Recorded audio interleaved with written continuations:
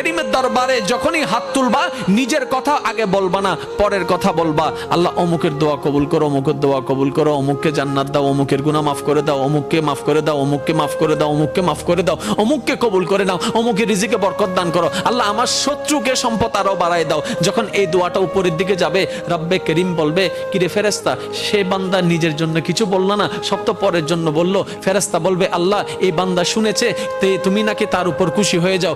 যে বান্দা অন্যের জন্য ভালো চায়, তুমি নাকি তার ভালো চাও। যে অন্যের প্রশংসা করে, তুমি নাকি তার সম্মান বাড়ায় দাও। আল্লাহ যে অন্যের জন্য মঙ্গল কামনা করে, তুমি নাকি তার জন্য বরকত বাড়ায় দাও। এই বান্দা সেই সূত্র বুঝতে পেরেছে, তাই নিজের জন্য চাচ্ছে না, সবার জন্য চাচ্ছে। রব্বে করিম বলে, তার দোয়া ফরিয়াদ কবুল করার ব্যবস্থা করো, কারণ যে অন্যের ভালো চায় আমি আল্লাহ তার ভালো করে দিই। বলেন সুবহান। মনে রাখবেন, আল্লাহর কাছে চাইতে হবে হালাল জিনিস, হারাম জিনিস নয়।